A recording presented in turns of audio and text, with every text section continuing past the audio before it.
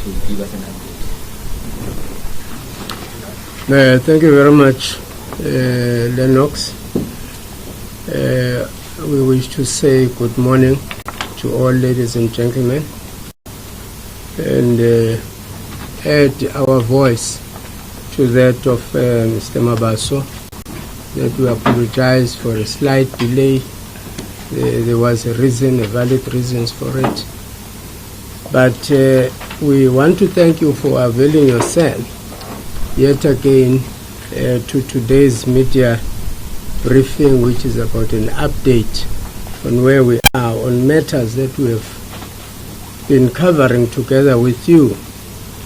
As it will be remembered, on Monday 22 April 2019, as we returned from the long Easter weekend, we woke up to the news of yet another terrible tragedy caused by a natural disaster that adversely affected various communities in the eThekwini, Lembe, Uku and King Casualties municipalities. At that time, we were still recovering from an unprecedented disaster that claimed the lives of 13 congregants who passed away tragically near Mpangeni when a portion of their church building collapsed on them in the midst of a violent storm, as well as that of a motor vehicle that killed 5 people, also in the same King Casualties district. As we were attempting to come to terms with these various terrible developments, we were struck with another devastating blow, namely a ferocious storm with its epicenter along the coastal areas of KwaZulu-Natal. Mother Nature unleashed her wrath again when catastrophic floods cut a swath of destruction in these regions, wreaking havoc in eThekwini and the neighboring coastal areas of Uku, Ilembe and King Casualties districts. While the full scale of the devastation to lives and properties caused by the flooding and mudslides continues to be assessed, the Provincial Executive Council convened a special meeting on Friday, 26 April 2019, where we received reports on the impact of this latest disaster from both the MEC for Kokta as well as the Mayor of eThekwini Municipality. Other mayors, especially of Uku District, had been invited but were unable to attend. Before I commence, it is important that I give you the latest update as I have been briefed by our line function department of Kokta, which is coordinating our response plans. The death toll at this point is 70, as yesterday one more body of a young male was recovered in Echelimnyama near Maran Hill.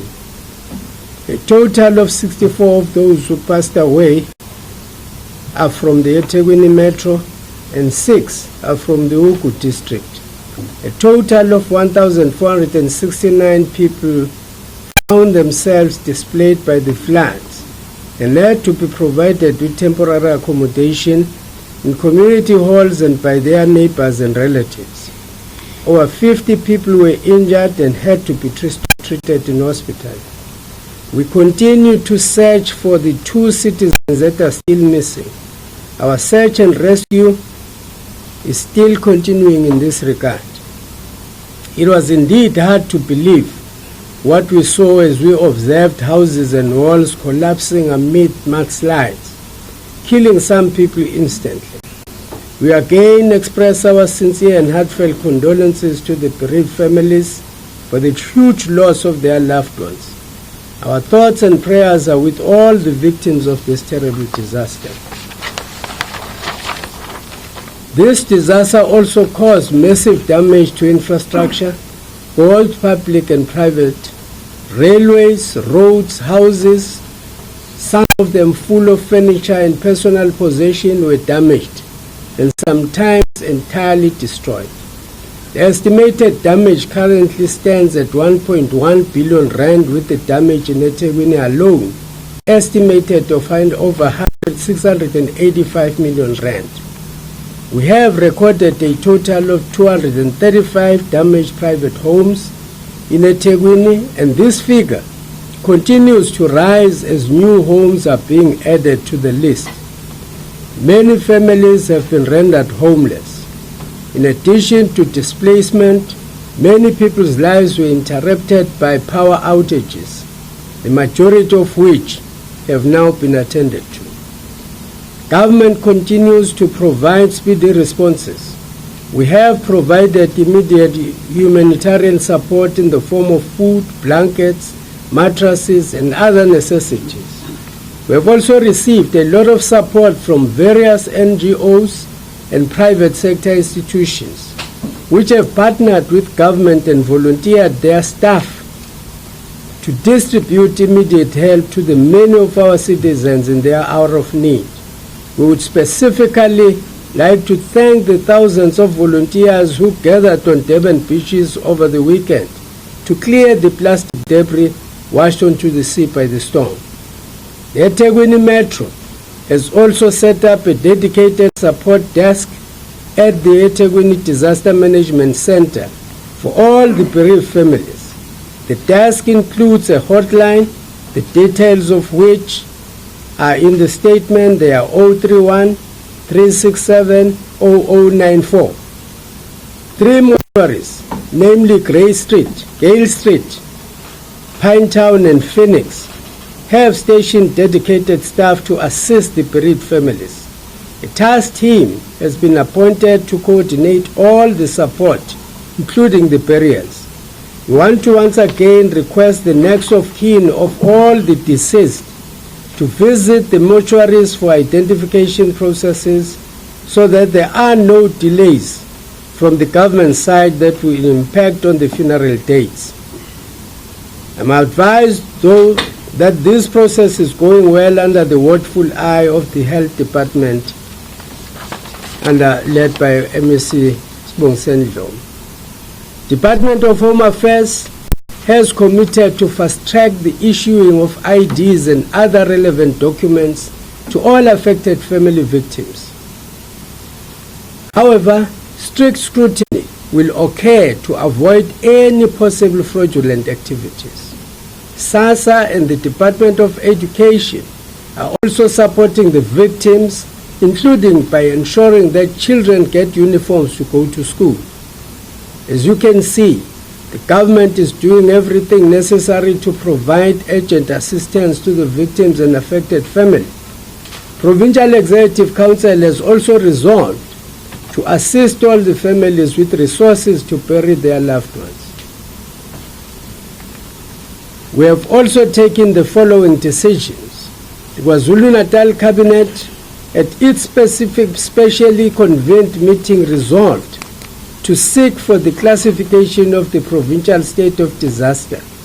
We have requested the national government to invoke Section 41 of the Disaster Management Act number 57, because the province alone cannot cope with these incidents. Provincial Executive Council has also resolved that relevant stakeholders must ensure that infrastructure that will be utilized for the upcoming elections is restored to normalcy without further delays. The National Disaster Management Center has also been requested to support the KwaZulu-Natal Provincial Disaster Management Center to apply for any emergency funding opportunity that may be readily available given the magnitude of the disaster. Also, as a mark of respect to honor our fallen compatriots, the Provincial Executive Council has resolved to declare Thursday, the 3rd of May 2019, as the Provincial Day of Prayer, Mourning, and Memorial Service to show solidarity with the bereaved families and to pray for those who have passed away, as well as for an end to these tragedies in our province. The Provincial Executive Council has also resolved that in order to ensure uniformity and for the ease of accountability, a single provincial account will be established. COGTA and the Provincial Treasury will be our lead departments. We invite all citizens, interfaith formations, and all sectors of society to participate in this important day of prayer and mourning. The main event will take place at Caris Fountain Sports Field this coming Thursday from 9 a.m. More details will be announced in due course. As if what we are going through is not enough. Yesterday, we received the shocking news of a bus accident which overturned in KwaZulu while ferrying mourners to one of the mass funerals that was held yesterday. We wish to add our voice on behalf of government to those who are affected, wishing them a speedy recovery, and to all the especially to those injured and affected by this latest accident. Indeed, we need prayers and the Almighty's intervention. At this stage, I'm informed that there are no reported deaths from this incident, and we pray that we do not lose any more lives. In fact, the addition is that we are told that only 2 now remain in hospital. It will be remiss of us if we do not comment on the concerning situation around the eThekwini municipality involving an illegal strike action by some municipal employees in the water department, which has resulted in an outcry and a huge inconvenience when some of the areas around the city are going without water whilst we are in the midst of this disaster. In the first place, the Provincial Executive Council condemns this practice in the strongest terms. Water is an essential service that cannot be used as a bargaining chip against the people. It is the view of the provincial government that this strike, when our province is in such a disaster situation, can be described in no other terms than totally immoral. During the struggle against apartheid, we used our muscle to strike, to fight the regime of the time, but we never at any time used essential services to cripple our own people. Water is life, as enshrined in our Bill of Rights, which says that all South Africans have a right to life. When people are facing the magnitude of such devastation as brought on by these floods, you decide to deny them water. Where is immorality there? Water is essential. This is simply, in our view, very immoral. We call on everyone involved in this practice to pause and think of the consequences of their actions for people who have already suffered enough. The eThekwini municipality has informed the provincial government of the processes to mitigate water crisis during the period of the strike. We therefore call upon all affected people to be patient whilst we all try to do our best to address this water crisis. We know it is a difficult situation that many residents are going through. We apologize and also thank them for the patience they have demonstrated during this difficult time.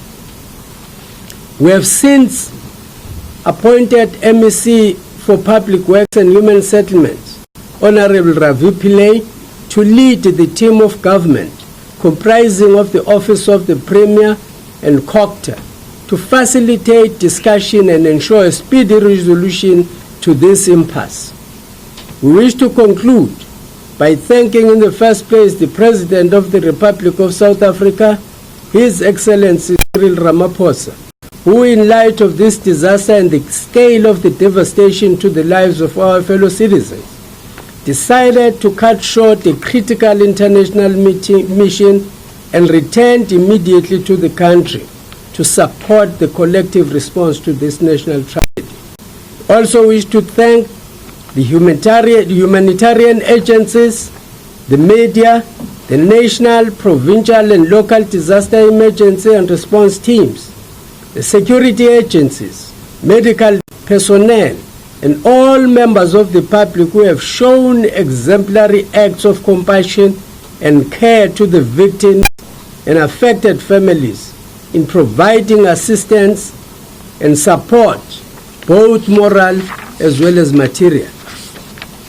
We ask our good Lord to grant comfort to the victims and their families at this time of grief, and may the souls of those departed fellow citizens rest in peace. I thank you. Thank you very much, Honorable Premier. I think we are going to go straight to any questions of clarity. I will take the first round of hand. I note colleagues Zianda here. Any other hand?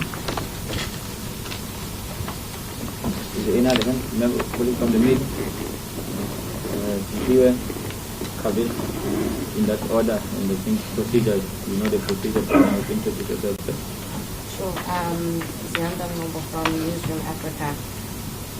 I just wanted to know if the officials are aware of any complaints from communities about how they feel that they've been failed by ward councillors who haven't been giving them information about where to go as a result of the disasters, because everywhere we go, whether it's Ichelimiyama or Marin Hill or even in Chatsworth, they're saying that they're hearing what you're saying on TV, etc., but in terms of the people on the ground who are supposed to be assisting them, they don't know which local hall to go to, or if they do go to a local hall, they haven't been assisted by any type of counsellor. So particularly with you, MEC, are you aware of this issue? How are you making sure that information gets to the right people? Secondly, there's also been many instances in these communities where it seems there's been a difficulty in consolidating everybody who was affected by the flood. So not just the dead toll, but people who've been affected because of the fact that they don't know where to go. So they're sleeping at neighbors' homes, they're sleeping wherever out of the goodwill of citizens. So how are you going about ensuring that those who are affected also get the necessary help, given the fact that the National Treasury has also released funds for those people? Thank you.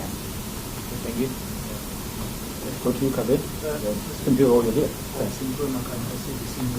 I've been partly covered, but my has to find out from the Premier.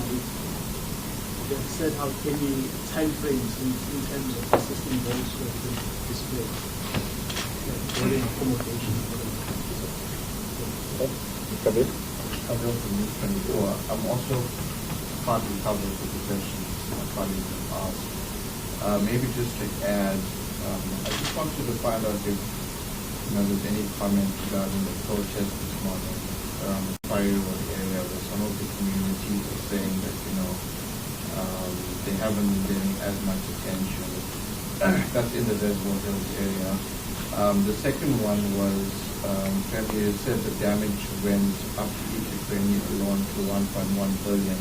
And on Friday there was a press release where it was at 650 million. If you can maybe just break down for us where the measures that came from over the heart of the I see one colleague is in fire. Yeah. Okay. So, can I just please also find out the provincial government is assisting the families of those people who had their members perish as a result of the flood? And if that is the case, have you started communicating with these people? Thank you. I think we come to the second round. Still have pending questions. I'll hand over to the Premier. Well, some of the questions relate mainly to issues that I'm sure can be answered much better by both Kokta and the Mayor. The issue, for instance, of informing people about the disaster. We have indicated to you a number just now, which has always been utilized, which will continue to be utilized. It's not a new number. It's an existing number of the Disaster Management Center. I would suggest that all those, if there is anywhere where this information has not reached the people, we do apologize, and we will have just to sharpen our own processes to reach as much as everybody of the people. But I think we have also indicated to you that as we discover more people that are affected, especially in terms of housing needs, the figure keeps on rising, meaning it's easy, the devastation is very vast. But I'm sure MEC Dube and Mayor can comment about the role of councillors in doing all of that. But we also do have one other challenge that we do have with our communities is that we always set up systems as government. But our communities know about them because we talk about them all the time, but they don't utilize them. Everybody knows that we have war rooms. Everybody knows that in the war rooms, there are committees representing each and every ward. Every ward has a war room. No ward does not. If anybody would like to urge, anybody who feels that they have not been reached by a councillor, please, can they go to the war room as well? Can they talk to the ward committees? So our systems are functioning. Our systems are functioning. If they were to utilize properly, I'm sure we would all be able to satisfy one another in terms of information sharing. It's just a comment which does not mean that we are not apologetic where information has not reached people. That goes for the difficulty in consolidating collective help. It's that type of situation as well where we say we have teams that are working. We have teams that are working on the ground, which we think must be informed. Issue of time frames for reaccommodating people. Whilst we do not have specific days and hours, this is a very difficult task. But the Department of Human Settlement has been asked by the Executive Council, at the meeting of the Executive Council, they specifically insisted to the Department of Human Settlements that there are people who may not even be able to go back to their homes now. So that assessment and the prioritization, we said, must happen. In other words, as immediately as possible, things must be done as immediately as possible, but you can't say we'll do it tomorrow, we'll do it by next week for each individual. And remember as well, we're dealing with a massive task. We also are a government that has to work within budgeting, which all must be taken into account. But the prioritization is very clear from our point of view as the Executive Council that it has to be done and done very quickly. And the protest, as I have indicated, protest action, I'm sure Mayor would even know better if there is a protest action in Quarry Road or Reservoir Hills and what it is about. But communicating the issue of whether we will support people, as we ask you as the media, that's exactly what we are wanting. We are wanting people to know that government will assist, and we are wanting people to know that the Disaster Management Center is the coordinating center. That does not mean that for mortuary purposes people should not go straight to mortuaries. So we separate the two. For the purposes of identifying they are next of kin. The mortuaries are the specific area to go to, but for purposes of help, the disaster management center with the number that we have provided, and I'm sure as soon as we conclude here, you will also get a number. You will get the number so that you assist us to reach as many people as possible. I think I've taken care of that, but Mayor and MEC. Yes, Honourable Premier, honourable members of the media, thank you for the questions. The issue of time frames, probably, it's one of the important area that we are focusing on.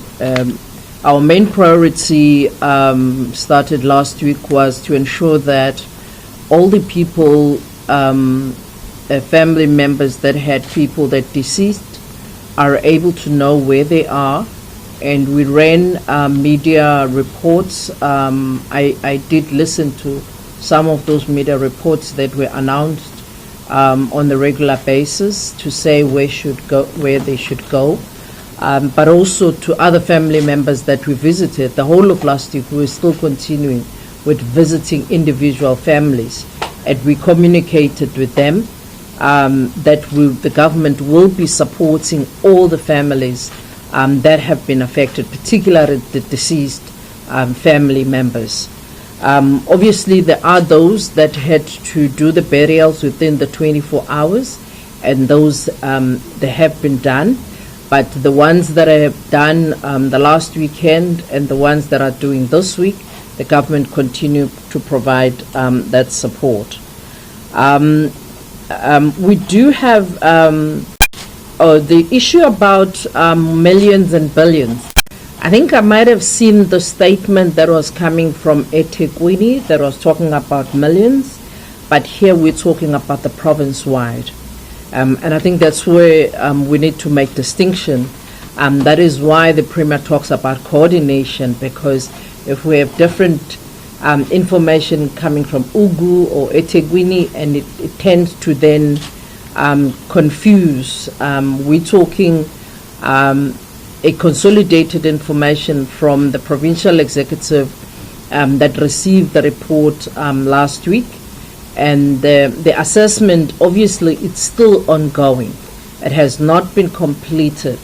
There are teams out there that are still dealing with the assessment because, as we indicated previously, there are hospitals, there are schools, there are community halls, there's a lot of other infrastructure, road bridges that were affected by these disaster and the floods. So the assessment still continues to can say exactly what is the cost of the damage to the infrastructure.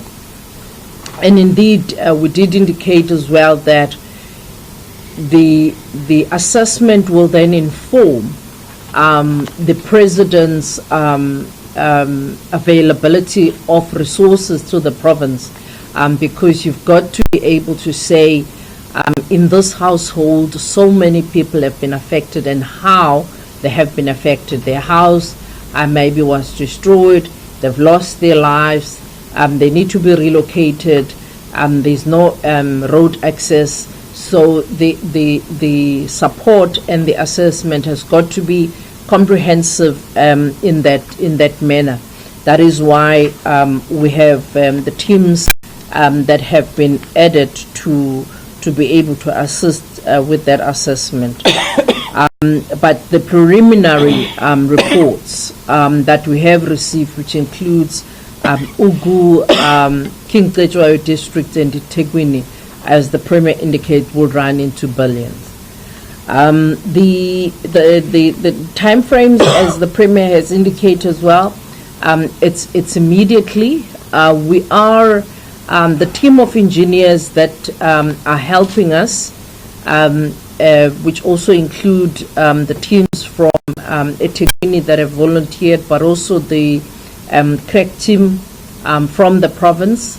What we have asked them to also do is to indicate, particularly when it comes to the housing, the structures, which structures need to be demolished, which ones can still be renovated, which ones are partially damaged, but also which one need to be relocated altogether, because there are areas where it will not be possible for people to remain in those houses or even to go back to where they were staying because of the structural damage. We have cautioned a number of community members who have been tempted to want to remain or continue staying in their houses while structurally the houses have been affected in one way or the other. That is where the team then is coming in to say so much houses, it might look like it's partially damaged, but if you are to fix that structure, it might not be possible to fix it. Maybe you need to demolish everything and start it from the scratch. Indeed, there are people who've also indicated it's true that they do not wish to stay in the temporary shelters such as the community halls and those areas, and they are staying with their relatives. What we have spoken about at the disaster management is that we appreciate a lot of support and help from individuals, from non-governmental organizations. However, we wish to request that there must be coordination for support. I know that even amongst yourselves as the members of the media, there has been a call for help. But we have requested that when you receive the help, we're not saying we will take it. You can check with us, just check with us, where do you still need to get that help to? Because we are now finding that there's a lot of duplication that is happening. There is also an oversupply and undersupply. There is no equitability of sharing of the resources that are being mobilized. Particularly, as I say, that there are people that are not in the community halls, but living with the neighbors or maybe staying somewhere where they also don't have anything. They don't have clothes, they don't have food. But unless we coordinate to stay in those particular area, we know who is staying in which neighbor, so that everybody can then be supported equitably. So we are requesting that kind of coordination. For instance, we've had in other instances where we have oversupply of food, and while actually we might be needing building material, we might be needing clothing, we might be needing this. So that's why this coordination is very important, so that all of us are able to support where the support is needed most. But also we are able to reach even those people that are not housed in the community halls. But also bearing in mind that other people that might not be in the community halls, maybe they go to work, but then for when they come for the evening, they sleep on the neighbors, or they sleep elsewhere while they are being assisted with other possibilities of other shelters. So there are different kind of needs that need to be given to various community members. Indeed, there was an issue of councillors that did not have information. I think the mayor convened the executive committee of the council, and the information has been going out to councillors so that councillors also know what is it that is happening in terms of help and the support that they need to give to communities. So the city is working with the various councillors. But I think the point that the Premier is making, that we have a Premier, we've also now activated the CCGs.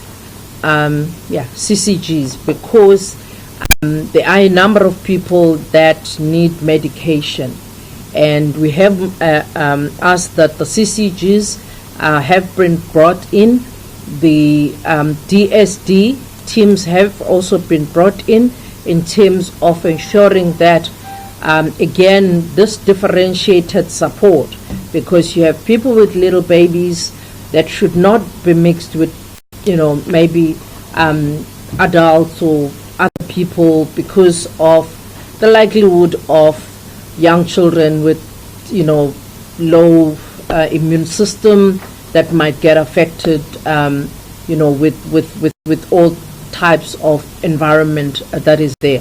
So the teams are working really 24 hours. The Joint Operations Center is still operating. And in the Joint Operations Center, SANDF is also participating, SAPS is also participating, so as all other sector departments as well.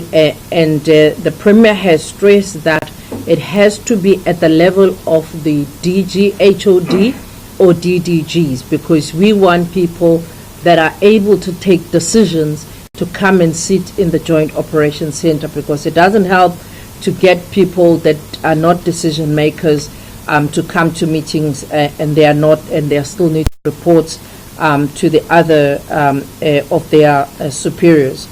The issue of perhaps other people who might be protesting, again, it's the issue that I'm trying to explain, that there are people who have been affected, but they are not in community halls.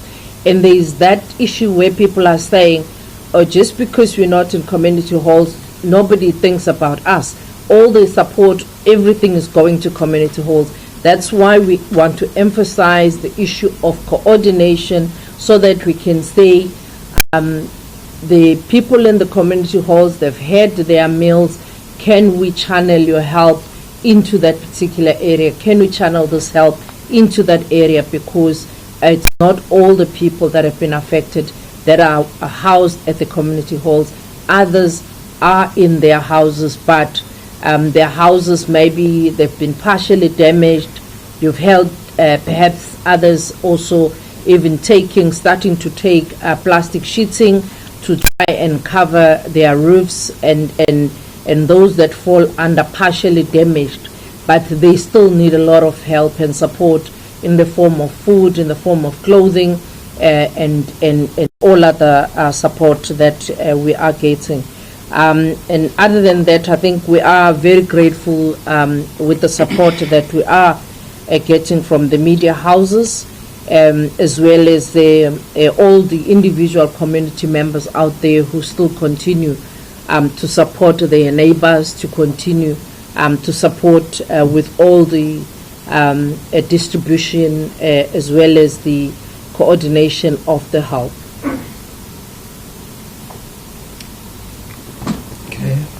Okay, thanks, Premier. Greetings to everyone.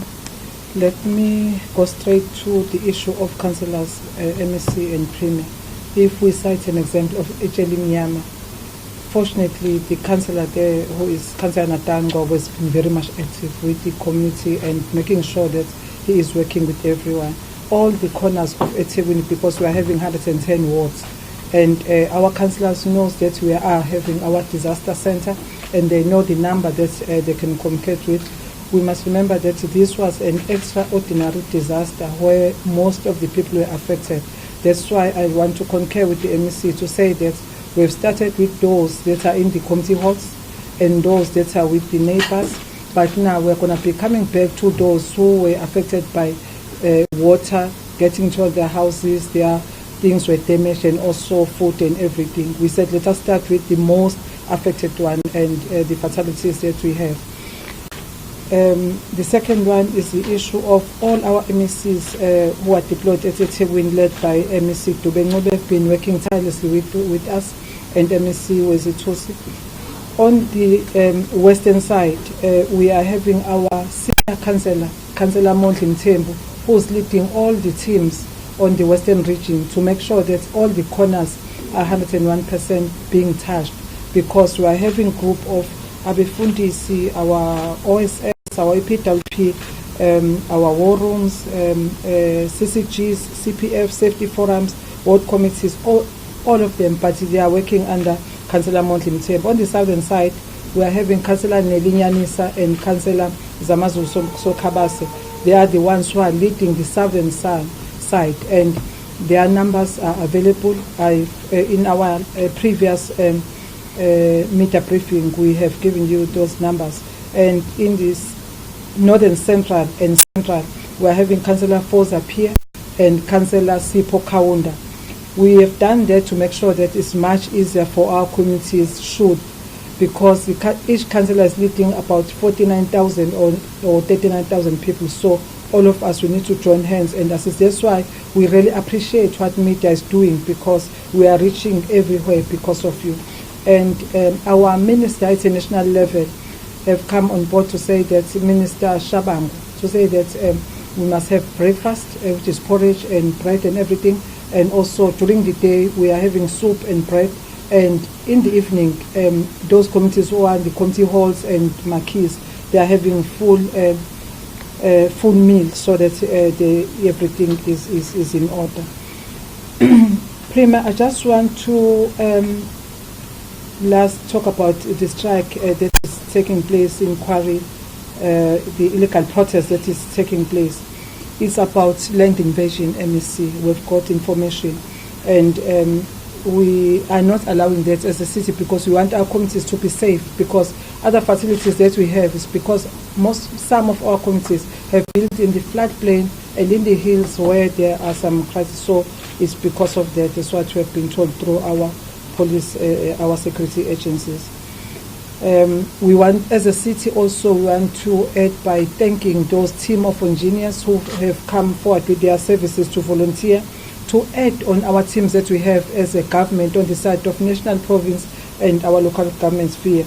We know that our teams at a city level are overstretched, and KZN Mchunu, who's an engineer, a young chap, came on board to us as a city to say that here are the services. From yesterday, MEC and Premier, they've started working very hard, all of them. And the last one, I just want to urge those who are coming with assistance, we want also to appreciate, but also to urge them to use proper channels. They must make sure that they communicate with our disaster center for proper recording, and also for making sure that we share to different communities. That's why even the account is going to be led by the Premier, because we want to share whatever we're getting. We understand as a city we have a huge damage, but we need to be led to make sure that everything is properly done, and then we move together. And MEC and Premier, I want to appreciate on my side, on the side of officials, our city manager and chief operation officer and all senior officials. They are working at disaster center. Whatever they are doing, they are there to make sure that anything that needs to be done quickly, they are there to make sure that they support Vincent Ngubane, who is our head of disaster. Thank you. Thank you very much, Premier. Just one correction before. I've been alerted that we announced that Thursday is the 3rd of May. The error is regretted. It is the 2nd of May. Thank you, Premier. Can you take the last round if there's still any? I know you, Rihanna, but I want to start with your first hand. There's no monopolizing of the media. Okay. Then just for clarity in terms of managing expectations, how far will government be going to assist families? So for an example, if my entire home was damaged and my assets like furniture, etc., were also damaged, I mean, I know you've in human settlements department, but to what extent is government going to be assisting? I'm not sure if you've reached that point of discussion yet, but also just so that we know that if communities start saying, but they've given us a home, but now we don't have furniture, we don't have this, we don't have that. Yeah, just how far are you willing to go, or are you able to go rather? Okay. I'm going to request that the question gets answered by the leadership, and that the Premier also for us in Zulu, and that we respect as well. We don't move until we have concluded the language of heaven. Thank you. Over to you. Or is that the only question? No, I think in the main, all assistance will be guided by what is available, as well as what does government have authority on. See, we cannot say because you lost cosmetics, therefore government will buy you cosmetics. I'm just making an example. There will be limits depending on, firstly, the assistance available, as well as what government is responsible for in terms of its own mandate. In terms of, for instance, you see, when we say to private individuals, let's coordinate, it's mainly about that as well, so that we look at how much is available for distribution and on what, so that it doesn't get, we don't say we'll do everything. Government can't do everything, including even if we do get the private sector or private individuals assisting, it still won't be everything.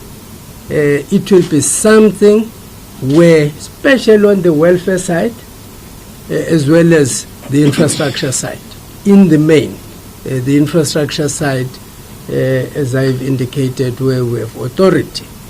That does not mean that if an individual says to us, I know this family and I have so much, I want to assist them in that.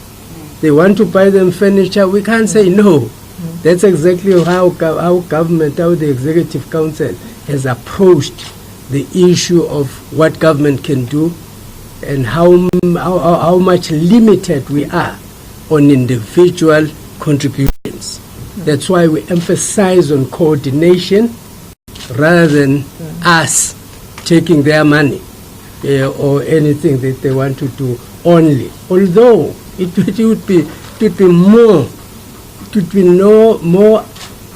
desirable for equitability purposes that we all pull our resources together.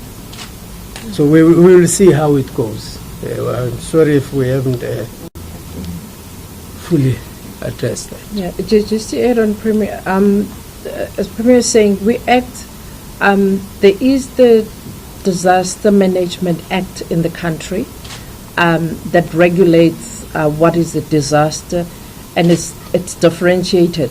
There's an incident and there's disasters. So we have, for instance, I think if we can take an example of people that are living in the big houses and all of that. Perhaps there will be an insurance, and perhaps the insurance can go so far. And I think the point the Premier is making, it's important because we're saying to people that are donating, can you check? Because other people are buying food and are buying, and you find that now we have oversupply, and these are sometimes cooked meals, and these ones have eaten, and these ones have eaten, but if we would have checked with us, we would have said, no, don't cook food, or don't buy cooked food. Give us building material, or don't do that. Do this one. Give us beds. Give us, stoves. Give us because what we have, for instance, in the province, we have what we call Box B.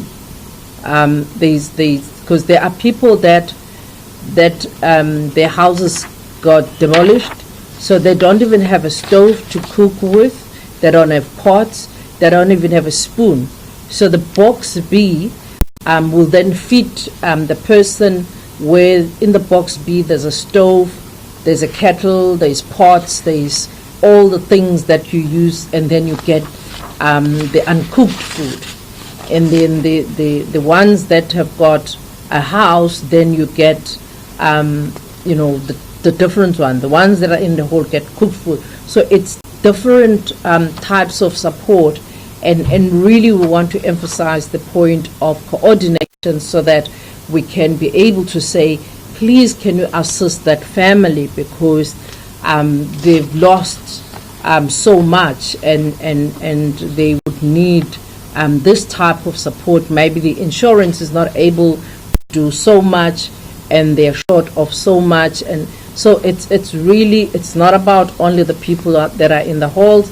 It's about how do we support all the communities that are affected. But even those that are affected, not everyone has been affected in the same manner. There are those that have their clothes, they are still there, they are wet and all of that. But there are those that everything was washed away. So they need that. They might be having a house, but they might be needing clothing and maybe, different type of support. So we are working with that. We've also, through Minister Mkhize and the President, there has been discussions that are happening with our input with the insurance companies because of the climate change and the fact that we are prone as the coastal provinces to disasters, and with the changes in the weather patterns, there's a discussion that needs to start that realizes that let's now think long-term solutions rather than just looking at reacting at every time when these incidents happen. So that discussion, we have already started that discussion, and there is a documentation that we are exchanging with our national ministers.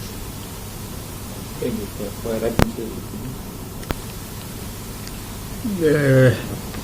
Asibonga kakhulu kusicelile la ukuthi ake kufike laba abezindaba ukuze sizokwethula kubona imininingwane ehambisana nokuthi sengeze kulolu daba selisitho selusixakile kusukela ngama-Easter lapho esalahlekelwa khona abantu abawu-13 abawelwa yisonto esontweni lase-Pentecostal Holiness Church. Sisabheke lokho sibe sesiba nalesi sigemegeme esikhulu esesibe sesihlasela ngokweyimvula neminye indawo ezisendaweni egudlugu la kuthinteke khona indawo ikakhulukazi indawo yaseLembe, indawo yaseThekwini, indawo yasoGwini. iTheku lilimale ngaphezulu kwazo zonke lezi ndawo.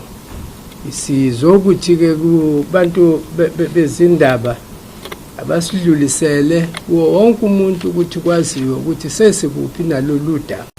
Udaba lokuqala esikulona ukuthi isibalo sabantu esesishiyile manje sesifinyelele ema-17 abantu sabantu abasishiyile. Aba-64 abaseThekwini labo bantu. Bese kuthi abayisithupha kuba bangale kwi-district yasoGwini. Konke lokhu kwenzeke ngesikhathi nje sisodwa ngobusuku obodwa okuseqinisweni, kodwa noma abanye ke ihambe ngokwahlukahlukana. Umonakalo esiubukile manje sewuze wafika ku 1 billion.1 rands. Kusho ukuthi lo monakalo uzothatha amamiliyoni amangaphezulu kwe-billion.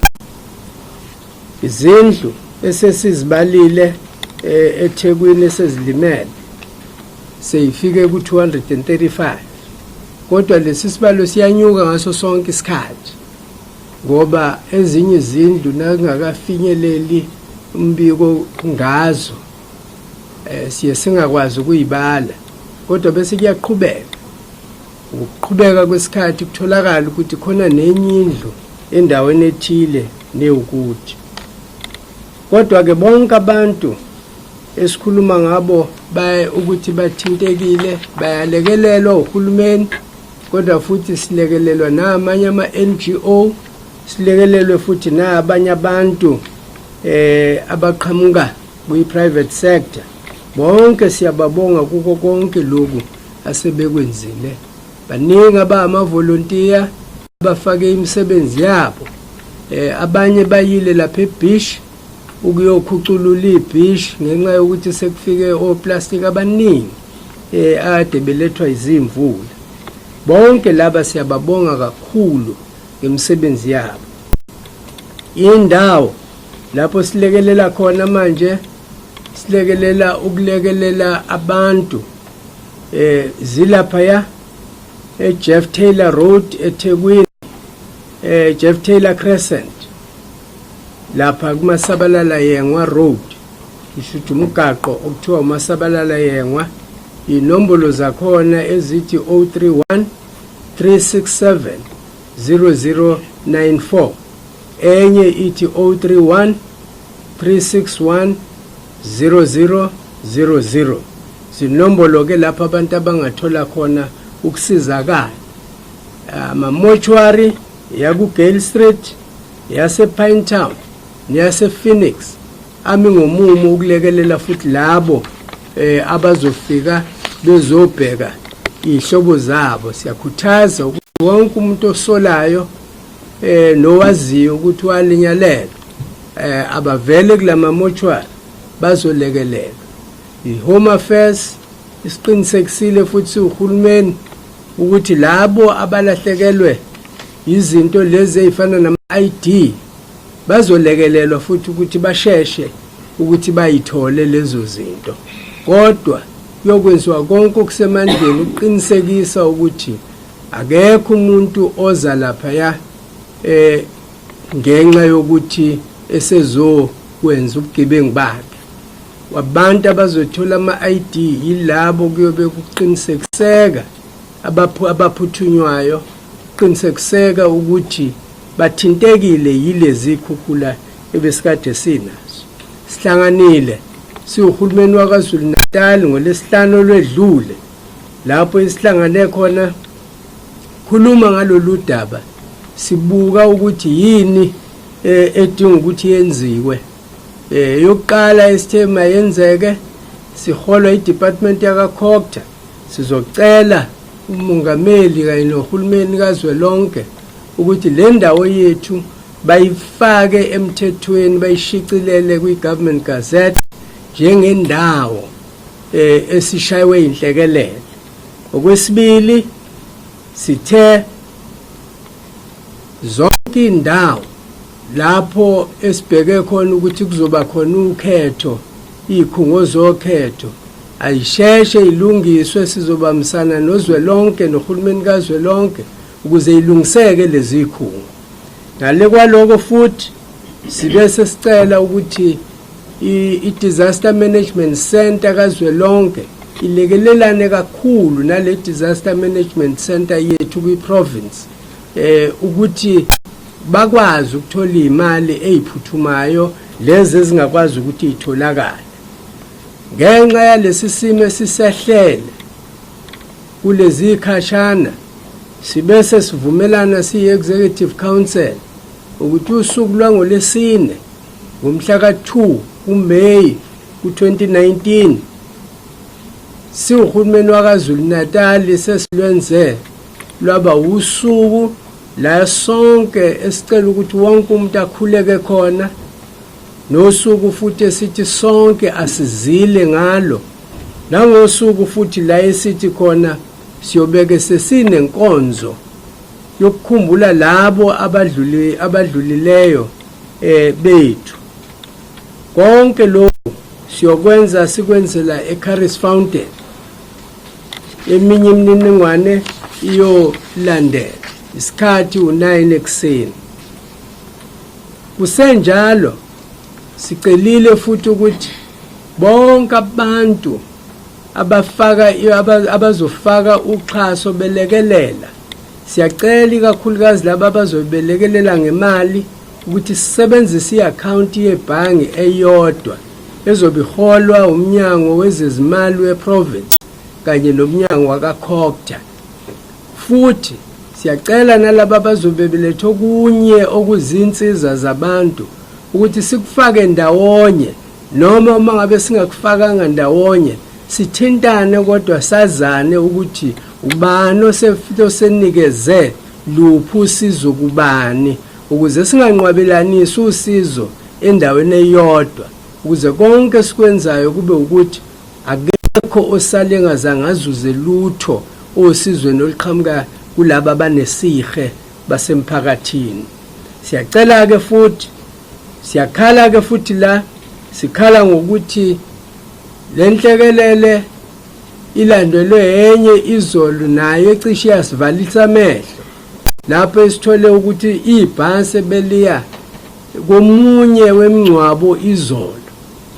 Lelo bhasi libe seliba nengozi laginqika kwalimala abantu abaningi, kodwa siyabonga ukuthi akekho shiwo umphefumulo wakhe esesikutholile ukuthi basebabili kuphela asebesele ibhedlela.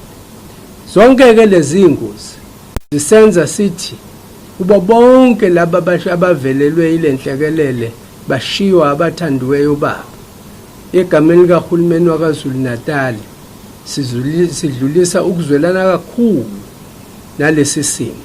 Asishayanga bona bodwa, sishaye sonke siwumphakathi noHulumeni waKwaZulu-Natal. Sisabheke le nhlekelele sibe sesibikelwa futhi ukuthi kunesiteleka esingekho emthethweni la eThekwini sabasebenzi okuyibona kufanele ngabalekelela ukunikeza abantu amanzi. Sase sixakeka ukuthi kwenzeka kanjani ukuthi na umuntu uphile ufuna ukuncisha abantu amanzi ngesikhathi esinzima kangaka. Sivele sisenhlekeleleni, kodwa ngaso lesi sikhathi futhi senhlekelele abantu banikezwe uHulumeni ukuthi banikeze abantu amanzi, bancisha labo bantu amanzi. Sithi ke thina siyakugxeka lokho, akuyona indlela yokuyiphatha ngobuntu le. Awukwazi ukuthi ngesikhathi sobunzima esingaka kube isikhathi osikhethayo ukuthi uncisha abantu amanzi. Noma ngabe unenkinga engakanani, zikhona ezinye indlela zokulungisa inkinga kunokuthi kuncishwe abantu amanzi. Amanzi ayimpilo kunoma ubani. Ngeke sithi kwamanje amanzi nangabe abantu kukhona abaqakile sekufuna abancisha abanye abantu amanzi. Sibese sithatha isinqumo sokuthi umnyango waNdunankulu nomnyango wakaKhokta uzoba nethimba elizoholwa MEC Ravi Pillay ukuyohlangana kanye nomasipala nalabasebenzi balamanzi. Si uHulumeni waKwaZulu-Natal sithi akubuyelwe ingxoxweni, kubuyelwe emsebenzini kulungiswe isimo samanzi. Kodwa umkhandlu waseThekwini wemetro usiqinisekisile ukuthi ziphi inhlelo ezenziwayo ukuthi amanzi afinyelele kubantu. Kwezinye indawo sekuqalile kuyaphumeleleka. Sithatha ke leli thuba lokuxolisa kakhulu kubantu abathintekile, kodwa sicele futhi kubo bonke abantu abathintekile ukuthi ake sibekezelelane sisesesimene esinzima kangaka. Sonke sithemba ukuthi kuzohamba ngokuhamba kwesikhathi kulunge. Thina ke esike saba nesikhathi sokuzabalaza, siyafuna nje ukuqondisa ukuthi sayisebenzisa zonke indlela zokulwa noHulumeni obandlululo waleso sikhathi, kodwa sikaze sibashaya abantu ngamanzi. Singakwenza konke kodwa abantu nje sikaze sibashaye ngamanzi ngenxa yokuthi akuthinteki uHulumeni ngabe usuthinta amanzi, thinteka ngqo abantu abasuke bewadinga kakhulu lawo manzi. Yingakho ke sithi yinto nje yokugxekwa le, kufunwa ezinye indlela zokulungisa. Sibonga kakhulu umongameli ubaba Cyril Ramaphosa nabo bonke ongqongqoshe abakwazile ukuthi babe ingxenye yalesi sikhathi salenhlekelele KwaZulu-Natal, ikakhulukazi ubaba umongameli uCyril Ramaphosa